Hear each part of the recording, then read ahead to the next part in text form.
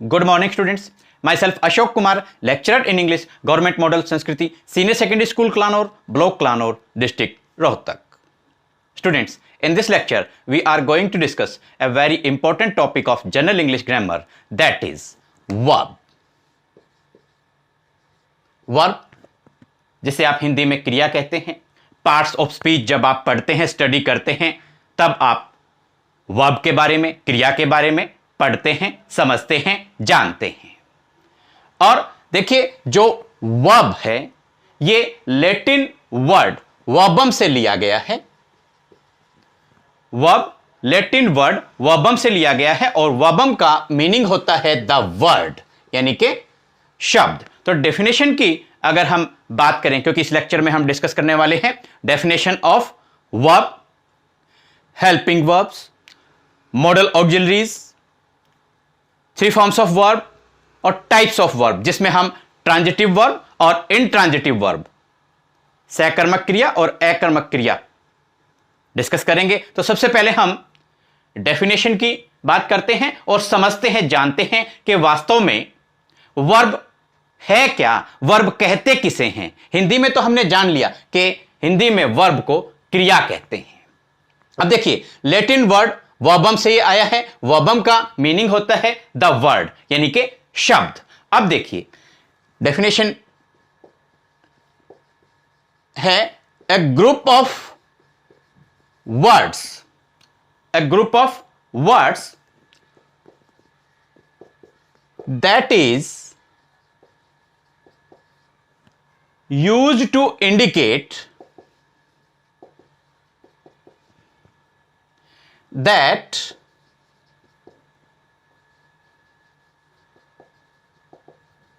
something happens or exists.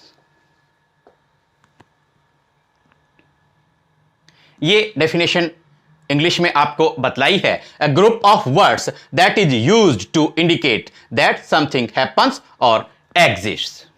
Hindi में अगर बात करें तो इसका मीनिंग होगा कि किसी घटना के घटने या किसी वस्तु के होने को बतलाने वाले जो शब्द हैं उन्हें क्रिया कहते हैं. और सिंपल वर्ड्स में जो वर्ब है या जो वर्ब्स हैं उनको एक्शन वर्ड्स भी कहा जाता है.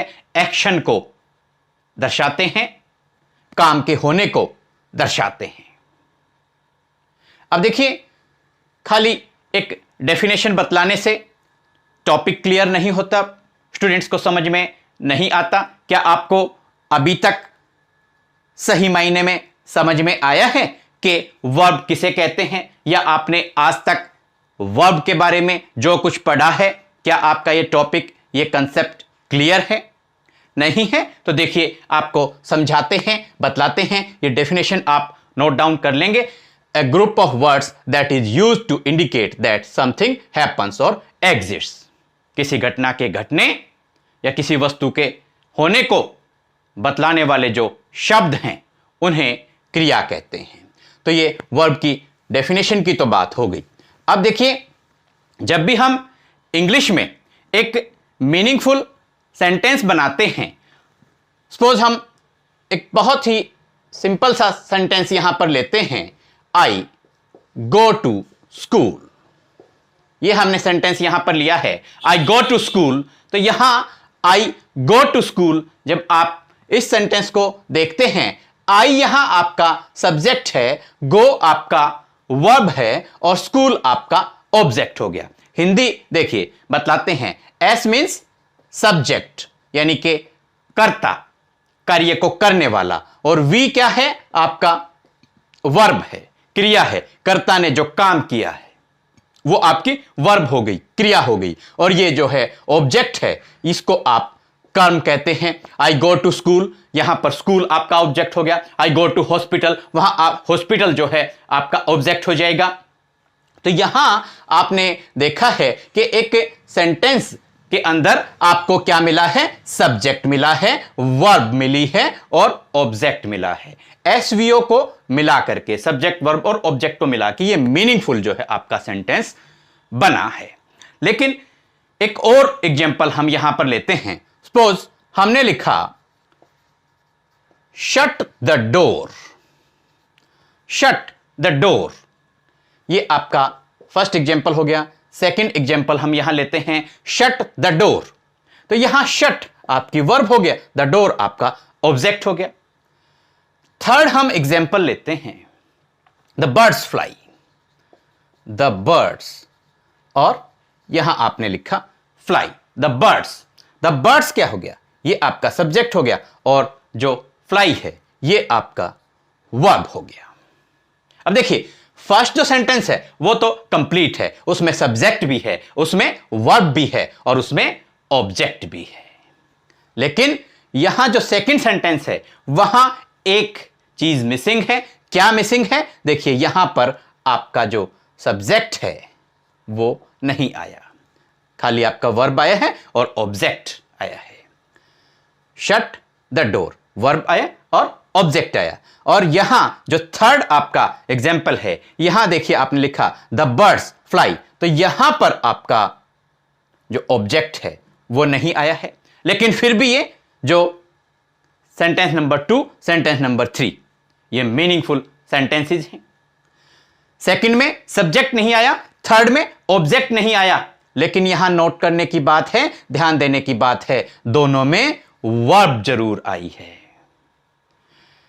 इसका मतलब क्या हुआ कि एक मीनिंगफुल सेंटेंस अगर हम बनाना चाहते हैं तो विदाउट वर्ब हम मीनिंगफुल सेंटेंस नहीं बना सकते। बगैर क्रिया के प्रयोग किए हम एक अर्थपूर्ण वाक्य नहीं बना सकते। इस लिहाज से जो वर्ब है वो बेस ऑफ ए सेंटेंस है। वर्ब को आप बेस ऑफ ए सेंटेंस कह सकते हैं।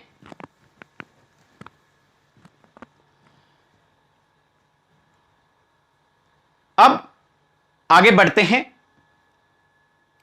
और साथ में उम्मीद भी कर रहे हैं कि आपको यह टॉपिक जो है धीरे धीरे कर समझ में आ रहा होगा।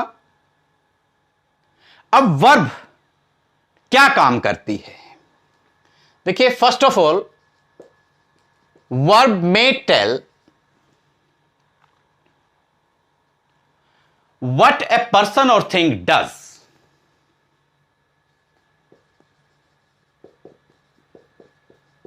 What a person or thing does।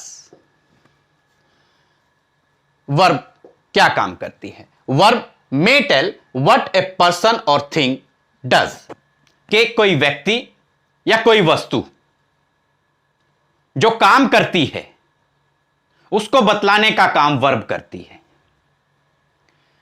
For example हम पर्सन की बात करें तो यहां एग्जाम्पल हो जाएगा राम लाफ्स, राम हंसता है, राम लाफ्स, ये यहां पर आपकी वर्ब आ गई। द कार रन्स, कार दौड़ती है, यहां ये आपकी वर्ब आ गई। तो यहां जो वर्ब है उसने बतलाया है कि एक पर्सन है या थिंग है। पर्सन यहां जैसे राम हो गया, थिंग यहां जैसे द कार हो गया। तो ये क्या काम कर रहे हैं वो बतलाने का काम वर्ब करती है। वर्ब का यहां पर आप फर्स्ट यूज हो गया व्हाट ए पर्सन, वर्ब में tell what A person or thing does. Next verb का यूज हो जाएगा what is done to a person or thing। Verb में tell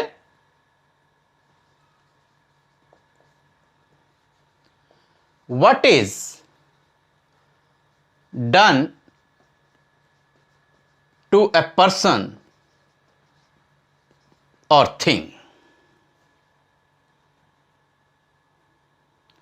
what is done to a person or thing, किसी व्यक्ति या वस्तु के साथ में जो कुछ घटा होता है, जो कुछ हुआ होता है, उसको बतलाने का काम भी वर्ब करती है। For example, Ravi is beaten. Ravi is beaten. तो यहां बीट की जो है आप फॉर्म यहां पर यूज की गई है, रवि इज बीटन। रवि को पीटा गया है। तो ये किसके बारे में इसने बतलाया है? ये पर्सन के बारे में बतलाया है कि पर्सन के साथ में क्या बात हुई है, पर्सन के साथ में क्या घटना घटी है, उसको पीटा गया है। Ravi is beaten. तो बीट जो वर्ब है उसकी फॉर्म यहां पर यूज की गई है।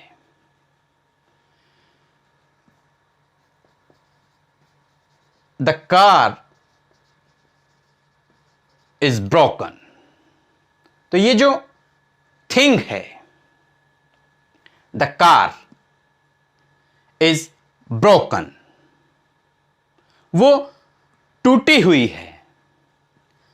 ये भी जो है आपकी वर्ब यहां पर आई है। फर्स्ट जो आपका एग्जाम्पल है वहां पर पर्सन के बारे में बतलाया गया है कि उसके साथ में क्या किया गया है, रवि इज बीटन, रवि को पीटा गया है।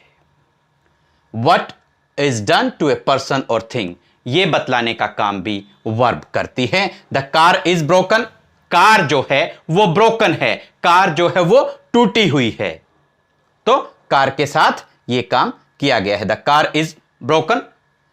अब थर्ड आपका यूज आता है वर्ब जो है, वर्ब में tell what a person or thing is। what a person or thing is, कि एक जो पर्सन है, व्यक्ति है या कोई वस्तु है, वो क्या है। what a person or thing is। for example,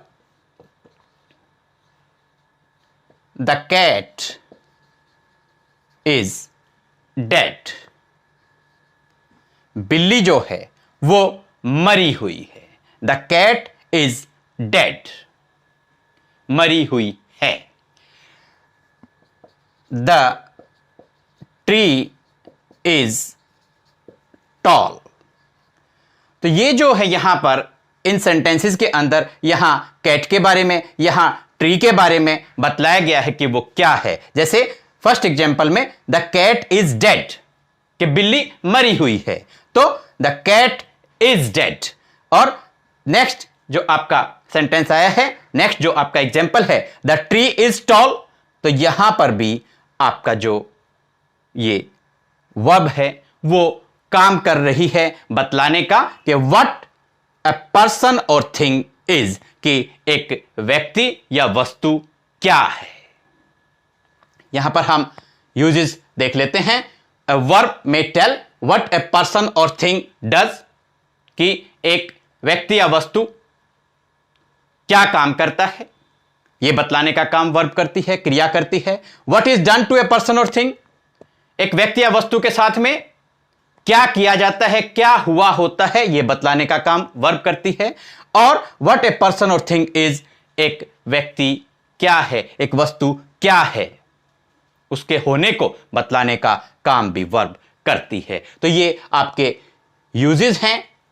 यहां से आपकी डेफिनेशन क्लियर हो जाती है कि वर्ब क्या है, वर्ब का क्या इंपॉर्टेंस है, और इंग्लिश लैंग्वेज के अंदर एक सेंटेंस के अंदर वर्ब कितनी ज्यादा उसकी इंपॉर्टेंस रहती है। अब देखिए कुछ और हम यहां एग्जाम्पल्स लेते हैं।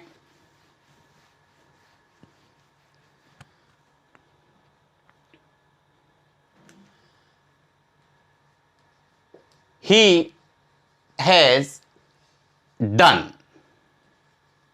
his homework। तो यहां देखिए जो डन है वो वर्ब की थर्ड फॉर्म यहां पर यूज की गई है। ही हैज डन, वर्ब की फॉर्म्स आपने पढ़ी होंगी, थोड़ा सा इस लेक्चर में भी हम डिस्कस करेंगे। वर्ब की जो फॉर्म्स हैं उनके बारे में भी हम यहां पढ़ेंगे। यहां आपको बतलाना चाह रहे हैं कि जो डू है, डू की first form do, second form did और थर्ड फॉर्म डन होती है। और आपने टेंसेज में पढ़ा होगा कि हैज, हैव, हैड के बाद आप हमेशा वर्ब की थर्ड फॉर्म का यूज करते हैं। तो यहां जो है हैज आपका आया है। अब जो हैज है ये क्या है? ये आपकी हेल्पिंग वर्ब है। हेल्पिंग वर्ब है हैज, और मेन वर्ब जो आपकी है वो यहां डन है। अब आप कहेंगे ये हेल्पिंग वर्ब क्या होती है? देखिए, जैसा कि हेल्पिंग सहायक और वर्ब क्रिया, सहायक क्रिया। अब यहां किसकी हेल्प कर रही है हेल्पिंग वर्ब?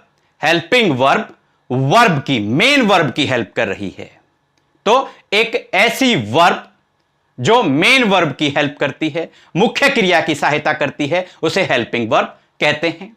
और इसका यूज क्या होता है कि जो हेल्पिंग वर्ब है वो मेन वर्ब के टेंस, मूड और वॉइस को दर्शाने के काम आती है।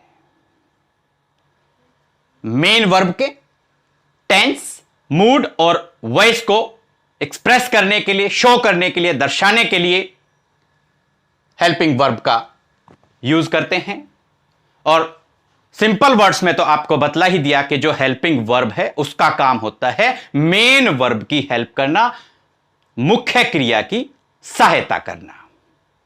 यहां तक आपका टॉपिक क्लियर है? अब देखिए, हम समझते हैं और उम्मीद भी करते हैं कि साथ साथ आप अपने नोट्स प्रिपेयर करते जा रहे होंगे, समझ में ये टॉपिक आपको आता चला जाएगा।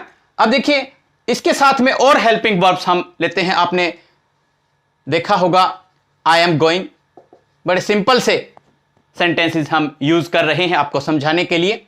तो यहां गो वर्ब की फर्स्ट फॉर्म है, इसके साथ में आईएनजी यूज किया गया है, और यहां जो एम है ये क्या है? आपकी हेल्पिंग वर्ब है। इसी तरीके से कुछ और एग्जांपल्स जो हैं हेल्पिंग वर्ब्स के वो हो सकते हैं। देखिए, is, am, are, was, were, और हैज, हैव, हैड। ये हेल्पिंग वर्ब्स हैं, आपकी सहायक क्रियाएं हैं। Is, am, are, was, were, has, have, had. तो जब हम एक सेंटेंस के अंदर अलग अलग तरीके से हम सेंटेंसेस की फॉर्मेशन करते हैं, अलग अलग तरीके के सेंटेंसेस होते हैं, बहुत सारे ऐसे सेंटेंसेस होते हैं कि अगर आप वहां पर हेल्पिंग वर्ब यूज नहीं करेंगे, यानी कि जो मेन वर्ब है वो अगर हेल्पिंग वर्ब की हेल्प नहीं लेगी, तो मीनिंगफुल सेंटेंस आपका नहीं बन पाता है।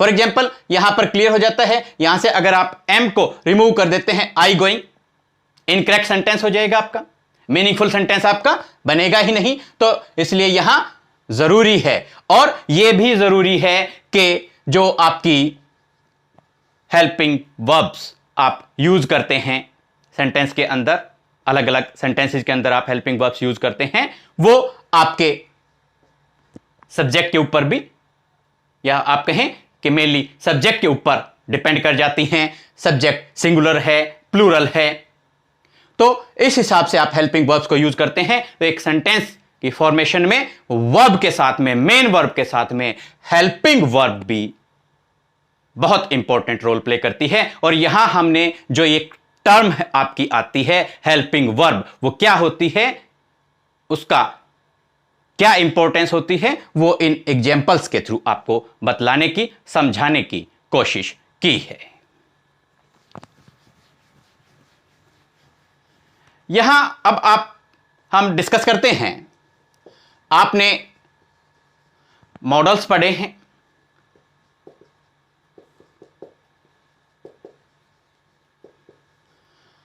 तो model auxiliaries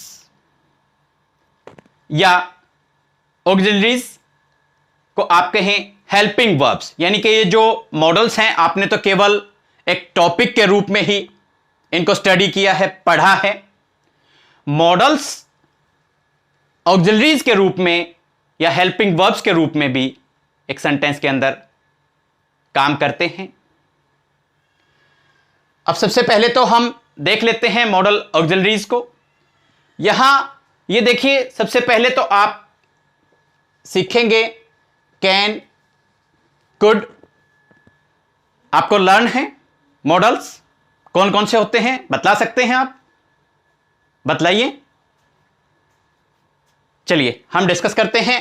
can, could, may, might, will, would, shall, should. बड़ा अच्छा लगता है क्लास में जब स्टूडेंट्स एक साथ बोलते हैं can, could, may, might, will, would, shall, should, ought to,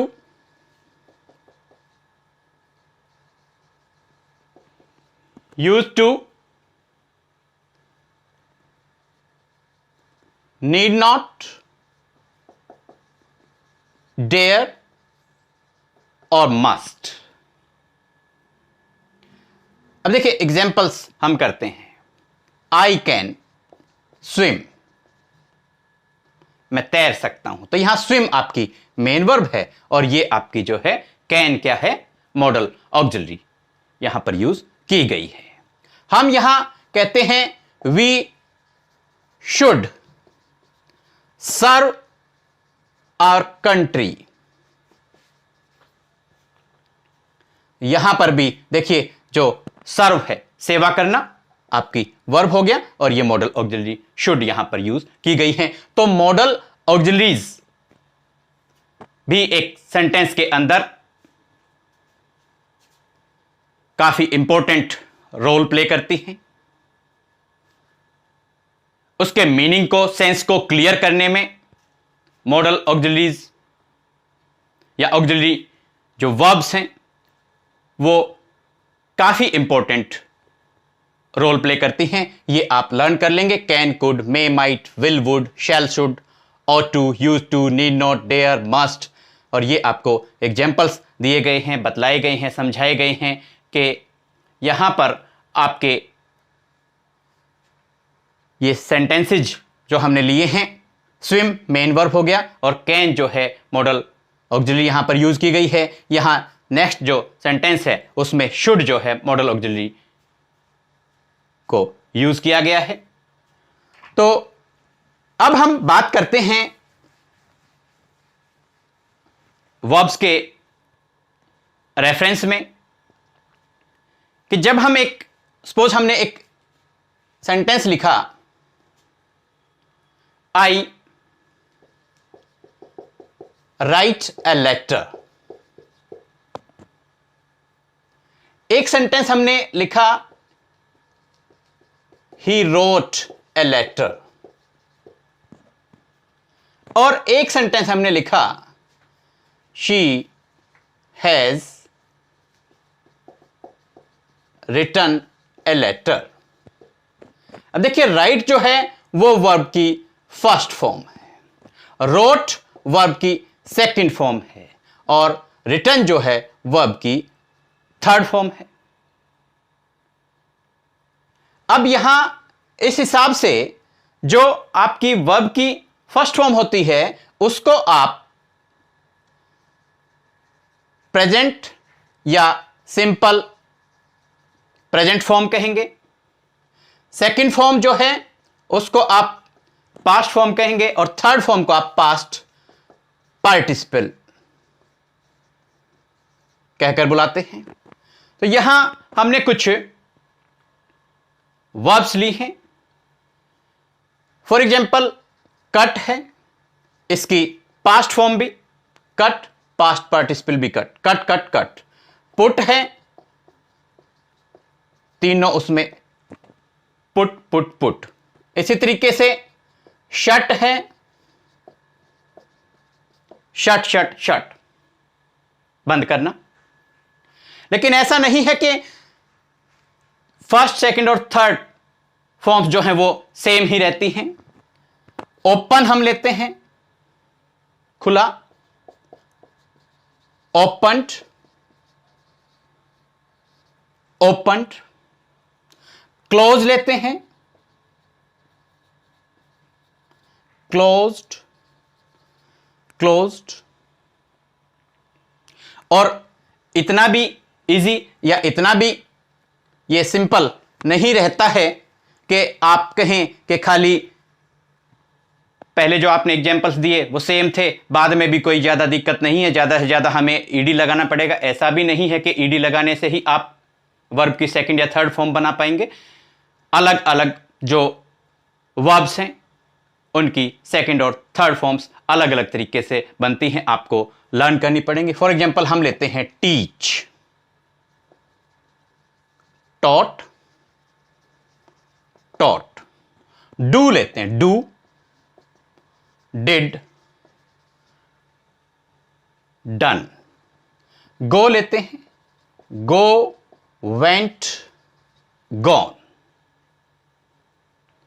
ये आपके जैसे एक और वर्ब आप लेंगे, सिंग, सैंग, संग। स्टूडेंट्स, क्या आपको पता है कि ड्रिंक जो वर्ब है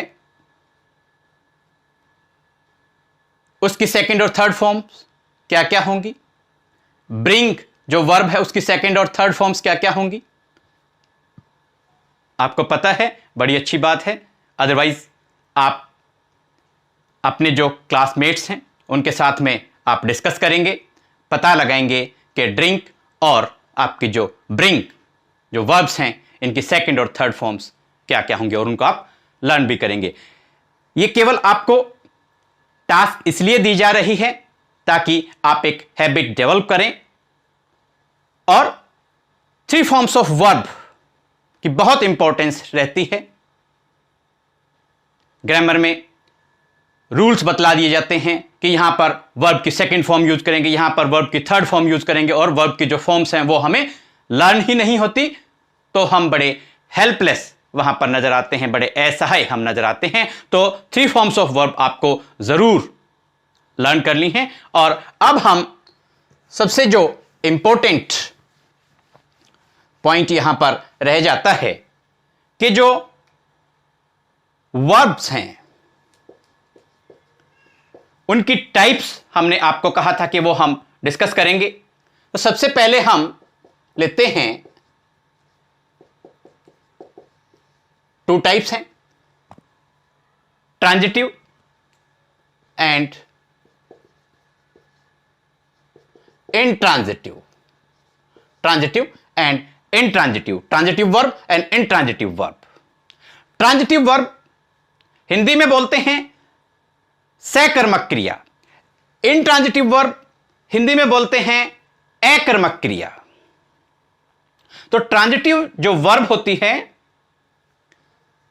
transitive verb is a verb which requires, transitive verb is a verb which requires an object। Transitive verb वो वर्ब होती है, ऐसी वर्ब होती है जिसको रिक्वायरमेंट होती है, किसकी जरूरत होती है? एन ऑब्जेक्ट, ऑब्जेक्ट की, कर्म की जरूरत होती है to complete the sense. Sense को कंप्लीट करने के लिए जो ट्रांजिटिव वर्ब है उसको ऑब्जेक्ट की जरूरत होती है। हम यहां पर लेंगे राम फ्लाइज। राम फ्लाइज, देखिए जैसे हमने बोला राम फ्लाइज, ये आपकी वर्ब आ गई, क्योंकि राम सिंगुलर सब्जेक्ट है तो फ्लाई के साथ में आपने यहां आपका जो है फ्लाइज बना, FLIES। ये वर्ब की फॉर्म जो है अगर सब्जेक्ट सिंगुलर होता है तो वर्ब की फर्स्ट फॉर्म के साथ आप एस या एस का यूज करते हैं, तो यहां राम फ्लाइज आपने लिख दिया। लेकिन राम फ्लाइज, राम उड़ाता है, राम उड़ाता है जैसे ही हम ये सुनते हैं तो सेंस तो यहां कंप्लीट नहीं हुई। हमारे माइंड में एक क्वेश्चन रेज हो जाता है, क्या राम क्या उड़ाता है? तो हमें यहां लिखना पड़ेगा एन एरोप्लेन, या आप लिखेंगे ए काइट। तो ये जो काइट है ये आपका ऑब्जेक्ट हो गया। इस तरीके से यहां आपकी सेंस क्लियर हो जानी चाहिए कि राम फ्लाइज ए काइट, जब हमने यहां लिखा ये आपका सब्जेक्ट हो गया, और जो फ्लाइज ये आपकी वर्ब होगी और काइट आपका ऑब्जेक्ट है। और इसी तरीके से हम एक और एग्जांपल यहां लेते हैं, सीता सिंग्स। हमने यहां इसको छोड़ दिया, सीता सिंग्स, सीता गाती है। जैसे ही हमने यहां पर छोड़ा सेंस कंप्लीट नहीं हुई, क्वेश्चन माइंड में फिर से आता है, क्या गाती है, सीता क्या गाती है? तो आप लिखेंगे ए सॉन्ग। यहां देखिए ये आपका ऑब्जेक्ट हो गया, ये वर्ब होगी, ये सब्जेक्ट। तो ये जो यहां पर अब आप कहेंगे कि क्या हमें ऐसे लर्न करने की जरूरत है, या कोई ऐसा कोई सेट फॉर्मूला है जो ये बतला दे कि ये वर्ब ट्रांजिटिव है या वो वर्ब इंट्रांजिटिव है, ये वर्ब ट्रांजिटिव वर्ब है या ये वर्ब ट्रांजिटिव वर्ब नहीं है? ऐसा कोई सेट फॉर्मूला नहीं होगा। अकॉर्डिंग टू जो सेंस है, अकॉर्डिंग टू सेंटेंस है, वो एक ही वर्ब ट्रांजिटिव वर्ब के रूप में भी काम कर सकती है और इंट्रांजिटिव वर्ब के रूप में भी काम कर सकती है। एक बार आपको इंट्रांजिटिव वर्ब के बारे में और थोड़ा सा बतला दें, इसका उलट होता है, फिर आपको एक एग्जांपल देकर बतलाएंगे कि वास्तव में कोई सेट फॉर्मूला नहीं है, एक ही वर्ब ट्रांजिटिव और इंट्रांजिटिव वर्ब का काम कर सकती है। अब इंट्रांजिटिव वर्ब की डेफिनेशन कहें या आप कहें कि इंट्रांजिटिव वर्ब का क्या मीनिंग होगा, तो ये होगी आपकी अकर्मक क्रिया, यानी कि ऐसी वर्ब जो अपनी सेंस कंप्लीट करने के लिए ऑब्जेक्ट की डिमांड नहीं करती, ऑब्जेक्ट की जिसे जरूरत नहीं होती। A verb which does not require an object to complete the sense, sense को कंप्लीट करने के लिए जिस वर्ब को ऑब्जेक्ट की जरूरत नहीं होती। फॉर एग्जाम्पल हम यहां पर कहते हैं, देखिए, द बर्ड्स फ्लाई, ये आपका सब्जेक्ट हो गया, ये आपका सब्जेक्ट हो गया, और ये आपकी, देखिए ध्यान से देखिए, द बर्ड्स आपका सब्जेक्ट हो गया और ये आपकी वर्ब हो गई। द बर्ड्स फ्लाई आपने लिखा, तो यहां पर सेंस को कंप्लीट करने के लिए हमें जरूरत नहीं पड़ी कुछ ऐड करने की। द बर्ड्स फ्लाई, पक्षी उड़ते हैं, अंडरस्टूड है, कहां उड़ते हैं? In the sky. हमने लिखा सिट देयर, ये आपकी वर्ब है, लेकिन यहां सेंस कंप्लीट हो गई, वहां बैठो, sit there. The glass broke, the glass broke, शीशा टूट गया, शीशा टूट गया। कोई क्वेश्चन हमारे माइंड में रेज यहां पर नहीं हो रहा, तो यहां पर आप देखेंगे ये सिट है, ये ब्रोक है, और ये जो आपका फ्लाई है, ये कैसी वर्ब्स होंगी? ये इंट्रांजिटिव वर्ब्स हैं, क्योंकि अपनी सेंस को कंप्लीट करने के लिए ये जो वर्ब्स हैं सेंटेंस में, सेंस को कंप्लीट करने के लिए इन वर्ब्स ने कोई ऑब्जेक्ट की डिमांड नहीं की, कोई ऑब्जेक्ट यहां पर रिक्वायर्ड नहीं था। अब हम आपको थोड़ा सा ये आइडिया और क्लियर कर देते हैं।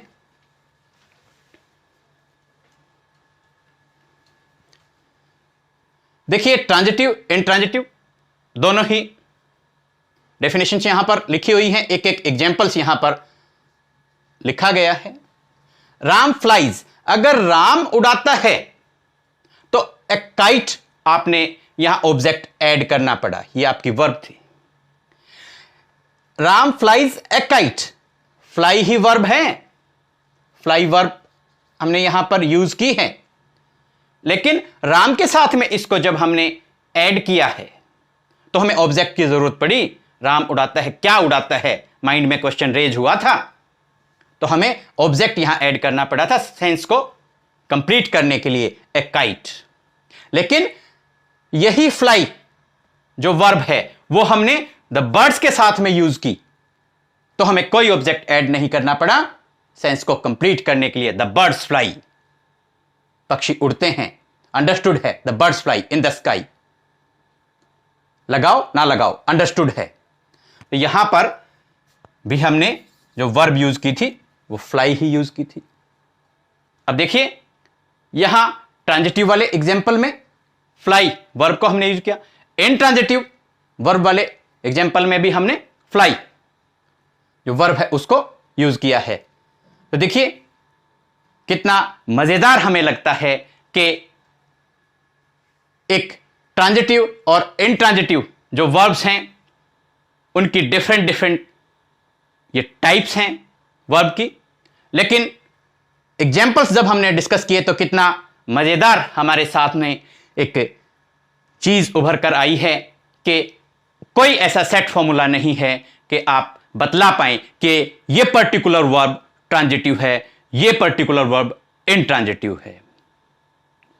और स्टूडेंट्स उम्मीद करते हैं आपका जो टॉपिक वर्ब, जिसे हिंदी में क्रिया कहा जाता है, एक सार्थक हमने प्रयास किया है इस टॉपिक के बारे में बहुत सारी ढेरों सारी बातें एक लेक्चर में आपको बतलाने की, समझाने की।